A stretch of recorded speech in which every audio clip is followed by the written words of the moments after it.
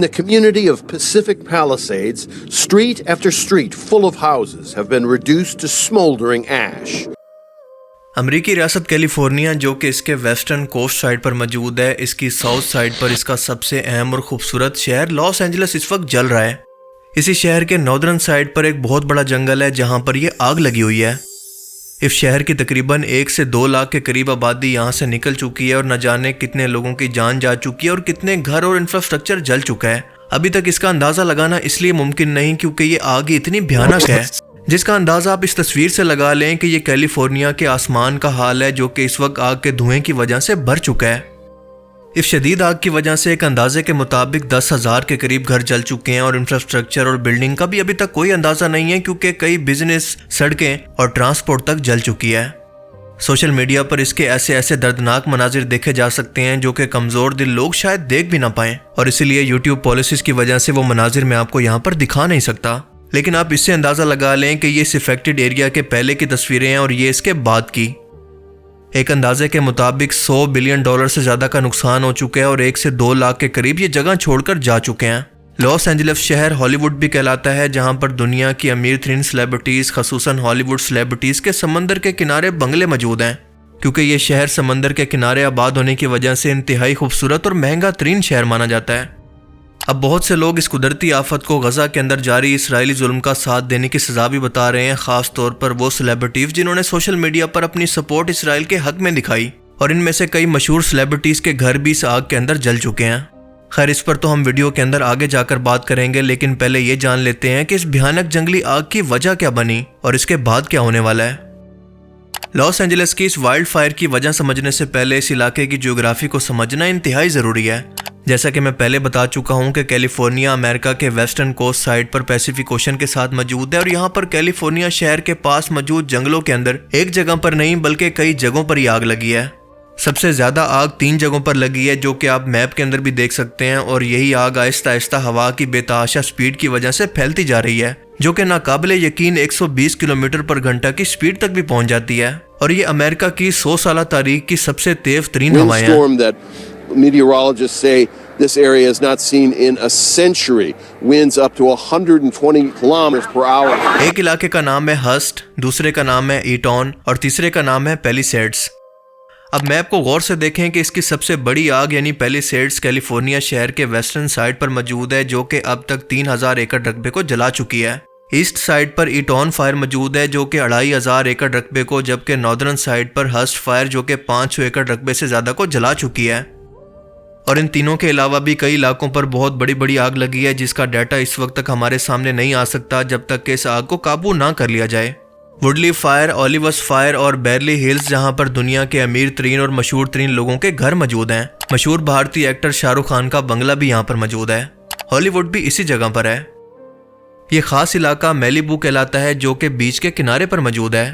امریکہ میں اس آفت کی وجہ سے ایمرجنسی نافذ کر دی گئی ہے اور ابھی تک گورنمنٹ کی طرف سے یہ نہیں بتایا گیا کہ یہ آگ دراصل لگی کیسے۔ آپ کے لیے یہ جاننا انتہائی ضروری ہے کہ اس علاقے کے اندر یہ فائر کوئی پہلی دفعہ نہیں لگی، یہ پہلے بھی لگتی رہتی ہے، اور ریکارڈ کے مطابق اس کی 2 اہم ترین وجوہات ہوتی ہیں۔ 85% یہ کسی انسان کی غلطی سے شروع ہوتی ہے، جہاں پر مثال کے طور پر غلطی سے کوئی چنگاری جلا دی گئی یا پھر کوئی ایکسیڈنٹ ہو گیا جس سے آگ لگ گئی، اور ہوا کی سپیڈ کی وجہ سے یہ پھیلتے پھیلتے ایک بڑے حصے تک پہنچ جاتی ہے۔ بعض اوقات یہ آگ جان بوجھ کر کوئی انسان بھی لگا سکتا ہے، جسے روکنے کے لیے اویئرنیس کے علاوہ امریکی گورنمنٹ کچھ بھی نہیں کر سکتی۔ اور دوسری وجہ ایکسپرٹس کے مطابق اس علاقے کے اندر موجود ایسی خشک ہوا ہے جس کے اندر موئسچر یا پھر نمی نہیں ہوتی، اور یہ خشک ہوا بن رہی ہے دراصل کلائمیٹ چینج کی وجہ سے یا پھر موسم کے بدلاؤ کی وجہ سے۔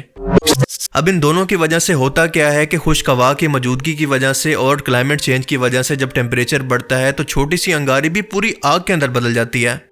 قدرتی طور پر بننے والی اس خشک ہوا کو کہتے ہیں سینتا آنا۔ آئیں ذرا اس کو ڈیٹیل میں سمجھتے ہیں۔ یہ ہے کیلیفورنیا، اور یہ ہے اس کے ساتھ لگنے والا علاقہ گریٹ بیسن، جو کہ ایک پہاڑی علاقہ ہے۔ اس گریٹ بیسن کے ایک طرف تو بڑے پہاڑ یہاں پر اس طرف سے موجود ہیں، تو دوسری سائڈ سے اس کا پہاڑی سلسلہ کیلیفورنیا شہر کی طرف موجود ہے جس کو کہتے ہیں سیرا نواڈا رینج۔ اب ہوتا یہ ہے کہ ہوا جب ان 2 پہاڑی سلسلوں کے بیچ میں سے گزرتی ہے تو اس کا پریشر بڑھ جاتا ہے، اور آپ سبھی لوگ جانتے ہیں کہ ہوا ہمیشہ زیادہ پریشر سے کم کی طرف جاتی ہے، اور اسی لیے یہ ہوا یہاں سے نکل کر کیلیفورنیا شہر کی طرف بڑھتی ہے جہاں پر ہوا کا پریشر کم ہے، اور اسی ہوا کو ہم کہتے ہیں سینٹا آنا، جو کہ بہت ہی خشک ہوتی ہے۔ جب یہ ہوا کیلیفورنیا کی طرف آتی ہے تو اس کے اندر نمی نہیں ہوتی اور 20% سے بھی کم نمی رکھتی ہے۔ اب اسی خشک ہوا کی وجہ سے کیلیفورنیا کے جنگلات کو بھی نمی نہیں مل پاتی تو یہ خشک ہونا شروع ہو جاتے ہیں، اور جب ان زیادہ تر خشک جنگل کے اندر کوئی آگ لگتی ہے تو یہ چھوٹی سی چنگاری بھی خشک جنگل کے اندر پھیل کر ایک جنگلی آگ کے اندر بدل جاتی ہے، اور سونے پہ سہاگا کہ یہاں پر چلنے والی تیز ترین ہوائیں اس کو دور دور کے علاقوں تک پھیلانے کا کام کرتی ہیں۔ ویسے تو یہ آگ ہر سال ہی یہاں پر لگتی ہے، لیکن کلائمیٹ چینج کی وجہ سے اس کی تعداد مسلسل بڑھتی جا رہی ہے۔ اس سینیریو کے اندر کلائمیٹ چینج کا مطلب ہے کہ ہوا کے اندر موجود زہریلی گیسز کی وجہ سے اس علاقے کا ٹیمپریچر بھی مسلسل بڑھ رہا ہے۔ اب آپ خود اندازہ لگائیں کہ خشک ہوا جس کے اندر نمی موجود نہ ہو اور اس علاقے کا ٹیمپریچر بھی بڑھ رہا ہو تو یہ آگ کس قدر تیزی سے پھیلے گی، اور یہی وجہ ہے کہ پچھلے 10 سالوں کے اندر یہ آگ زیادہ تیزی سے اور بہت بڑے رقبے پر کئی بار لگ چکی ہے، جس کے اندر کئی وائلڈ لائف جانور بلا وجہ انسانوں کی غلطیوں کی وجہ سے مر رہے ہیں۔ اب دیکھا جائے تو یہ آگ خود انسانوں کی غلطی کا نتیجہ ہے، اور اگر اس کو روکنا ہے تو تمام انسانوں کی تمام ایکٹیویٹیز کو اس جنگلی علاقے کے اندر محدود کرنا پڑے گا۔ گلوبل وارمنگ کے بارے میں زیادہ سیریس ہو کر کام کرنا پڑے گا۔ یہ دونوں چیزیں وہ ہیں جو کہ خود انسانوں کے اختیار میں ہیں، اس کے علاوہ ان کو روکنے کا کوئی تیسرا طریقہ نہیں۔ اب سوشل میڈیا پر بہت سے لوگ اس کو امریکہ پر اللہ کا عذاب بتا رہے ہیں کہ غزہ کے مسلمانوں کے خلاف جا کر اسرائیل کا ساتھ دینے کی وجہ سے یہ ان لوگوں پر قدرت کا قہر ہے۔ پہلی بات تو یہ ہے کہ یہ آگ کوئی پہلی دفعہ نہیں لگی بلکہ کئی دہائیوں سے ایسے ہی لگتی آ رہی ہے، اور دوسری بات یہ ہے کہ جو لوگ اس آگ کے اندر جل کر مر گئے، اپنا گھر کھو دیا، وہ اسرائیلی فوج کے ساتھ لڑنے والے یا پھر غزہ کے لوگوں کو قتل کرنے والے تو نہیں تھے۔ آپ یہ کہہ سکتے ہیں کہ یہ ان کی حکومت کی پالیسی تھی جن کے اندر ان کا کوئی قصور نہیں تھا، اور آپ جانتے ہیں کہ حکومتی نمائندے اپنے مفاد کی خاطر کوئی فیصلہ کرتے ہیں، گھر گھر جا کر ایک ایک شخص سے رائے نہیں لیتے کہ آپ اس کے بارے میں کیا سوچتے ہیں، آپ ہمارے لیے گئے اسٹیپ کی حمایت کرتے ہیں یا پھر نہیں۔ اب یہ بھی تو ممکن ہے کہ یہاں پر رہنے والا کوئی بھی شخص اس ظلم کی حمایت نہ بھی کرتا ہو، تو اس کا کیا قصور ہے؟ اس علاقے کے اندر کئی مسلمان بھی تو ہوں گے۔ اور تیسری بات کہ یہ ہم مسلمانوں کی ایک عادت ہی بنتی جا رہی ہے کہ ہم اپنی ناکامیوں اور کمزوریوں کو دوسروں پر ڈال کر خود کو تسلی دیتے ہیں۔